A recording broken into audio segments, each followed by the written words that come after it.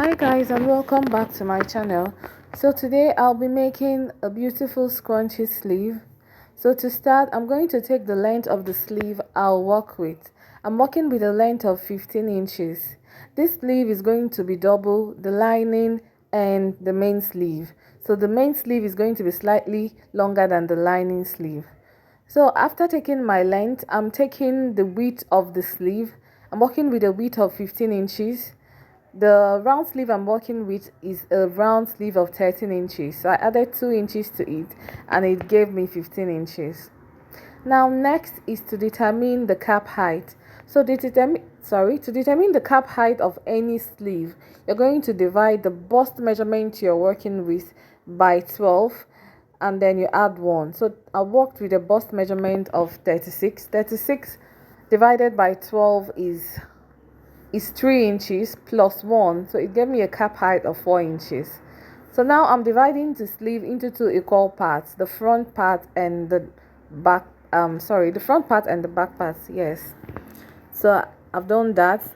Now I'm going to mark out the armhole depth of the sleeve. I will recall that to determine the armhole depth of any sleeve, you're going to divide the bust by 6 and then you add 1.5. So that's what I did here, and I got 7.5 for my sleeve, 7.5 on each side, as you can see. Now I'm going to rule a line from the top of the cap, from the top of the sleeve to this cap, to the cap height for both the back and the front, like I just did. Now for each of these lines, I'm going to divide into 2. I measure and then I divide into 2. Then at the middle for the front sleeve, you go down by half an inch and you connect it to your sleeve like so, like I'm just doing here. Then you go to the back and you do the same for the back. Divide by 2, and then for the back you're going to go up by half an inch, and you're going to connect like this. Okay, that's perfect. For the front, I didn't like the curve. It didn't give me what I wanted, so I had to go back and redo the curve like so. Sorry for the mistake up there. Now this is the big sleeve. So I'm coming down from the cap height. I came down by 3 inches and took my round sleeve measurements, which is 13, divided by 2 is 6.5 on each side. I have taken the 6.5 and I'm going to take that same 6.5 all the way down and connect all the points. So here I'm connecting all the points. Yes, all the points, I'm connecting them like so. So I smooth out the curve. I don't want it to be pointy. Okay, that being done, remember I am making 2 sleeves. So I'm going to mark out the lining sleeve. After cutting out, I'm going to mark out the lining sleeve on this sleeve because I don't want to draft 2 sleeves. So I'll mark it out and trace it out with a tracing wheel on another pattern paper. So I'm done cutting now. I'm done cutting it out. So the next thing is that I'm going to mark out that's my lining sleeve. So it's going to be 3 inches, 3 inches shorter than my front sleeve. You can make yours up to 4 or 5 inches shorter. Actually, I would have made mine longer because after cutting it didn't give me the length I actually want, but it's left to your preference. Okay, so this is it. I'm going to trace out with a tracing wheel.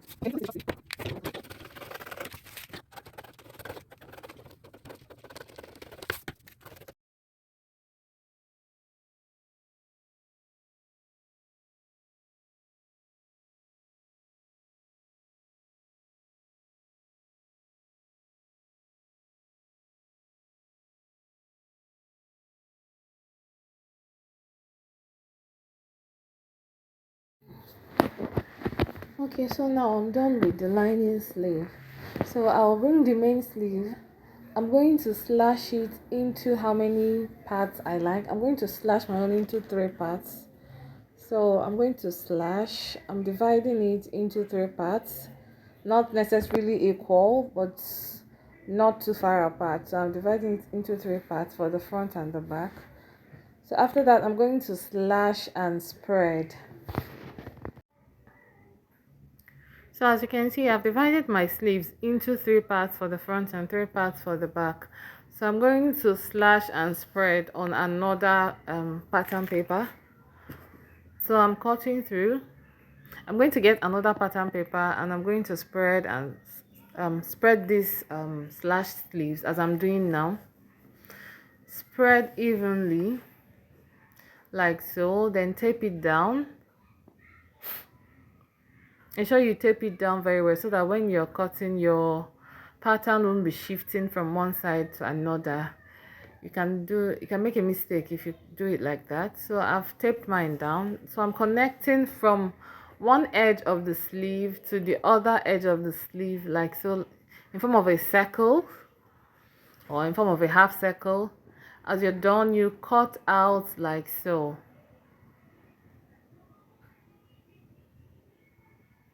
Okay, so this is how it's going to look after you're done cutting it out. So now I'm just going to go ahead and cut out my sleeves. Ensure that you add allowances to the both sides and then to the end of the sleeve. That's the down part and then the top part where you're going to join to the armhole. So I've added my allowances and I'm cutting out. This is the main sleeve. I'm sorry you cannot see everything, but the sleeve is the same on both sides. So I just did the same thing on both sides and cut out this way. Then I'm also going to do the same thing for the lining sleeve. Place it on my material that I'm using as the lining and then add allowances to the side and cut out. I added ½ inch at the top of the sleeve and then another ½ inch at the down part and 1 inch on. Okay, so now I'm done with the cutting. So I move over to my machine to join the sleeves. So first of all, what you're going to do is you place the lining on the main fabric, that is right side facing right side. On the main fabric, you're joining the down part of the sleeve on the main fabric, right side facing right side, and you gather like I'm doing. So this is the down part of our sleeve. We gather the main sleeve on the lining sleeve, that is right side facing right side. Don't forget, right side facing right side. So I'm going to gather everything on the lining. You gather everything on the lining like so. When you're done, you're just going to flip it over and top stitch on the lining only. And remember not to gather into your sewing allowance so that it won't disturb you while you're joining the sides of your sleeve. So that being done, I will now flip over and top stitch on the lining. Be careful not to stitch on the front part of your sleeve. Be careful not to stitch on the main sleeve, sorry. So we'll top stitch on the lining. Then that being done, we're going to flip the sleeve from one side to the other. That is, we're going to shape the sleeve now. So remember, you've joined the two sleeves together, so you're going to join, shape, or we can still say join. We're going to shape the main sleeve and the lining sleeve. I used a 1 inch seam allowance, so that's what you can see me doing, marking out my allowance. So you shape all the way from the main sleeve down to the lining sleeve with your allowance. Don't forget to measure your allowance all the way down. Now after that, you're just going to turn it over, turn it inside out, but remember to press open your seams first. I pressed open my seam, as you can see. So I turn it over and use a basting stitch to hold the armhole part of the sleeve.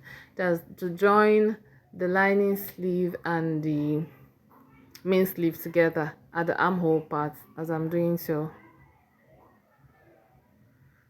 So after that, we're just going to go over to the table and do our smocking. I can just call it Canadian smocking so that we can get that scrunchy effect. So we're going over to the table to do the smocking now. So now I'm going to smoke the sleeves. So to smoke the sleeves, you just need to pinch a part like I just did and sew it together. You're going to do this at different points of the sleeve until you get your desired feel or your desired look. So I'm going to pinch another one and sew it together. So to have a neater sleeve, it's best you do this at the back. But I forgot to do my own before I turned my sleeve, so that's why I'm doing it at the front. So you pinch and you sew. Whether you do it at the back or at the front, you're still going to have the same effect. So I'm going to do this for my sleeve all round until I get my desired effect. Do this all around until you get your desired effect.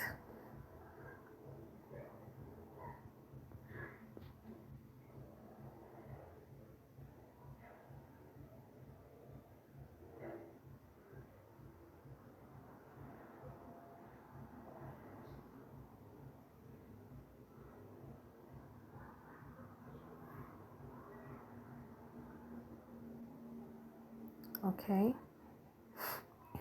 I've almost gotten my desired effect.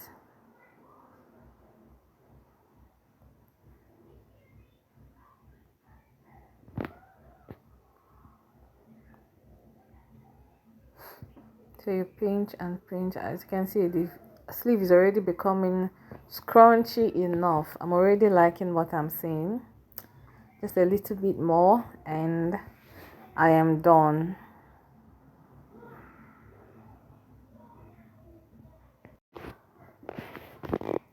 Okay, so my sleeve is already taking shape, but I have to let you guys know, when you are smocking the sleeve, ensure that you are not picking the lining sleeve. Ensure that you're picking only the main sleeve, because if you pick the lining sleeve, your work will turn out to be rough. It won't be neat. It might end up not entering the owner of the clothes. So pick only the main sleeve. That's why I advised you do this before you turn with your lining, so that you can do a neater job at the back, and in that way you'll be sure that you're not picking your lining. So but I forgot to pick my own before turning, so this is my alternative. But the best option is to do this before you turn with your lining and at the back of the sleeve. So I'm almost done. I really like what I have here. As you can see, the sleeve is already scrunchy enough. So I'm going to finish up and then put it on a mannequin, probably for you to see how it fits or how it looks. Okay, just a little bit more. Sorry, I'm having cough. Sorry. Okay, just a little bit more and we'll be done. Then I'll take it to the mannequin so that we can all see how the sleeve looks on the mannequin. It's already beautiful enough.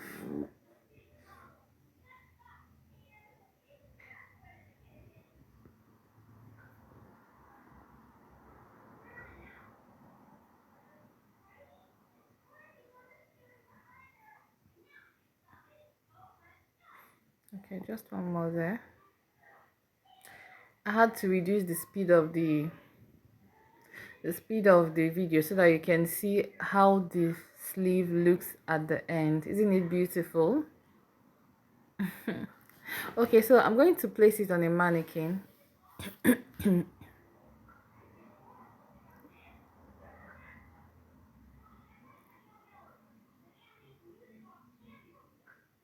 Isn't it beautiful already? So this is the sleeve on the mannequin. So if you follow these steps I gave out, you can easily achieve this sleeve. It's beautiful, it's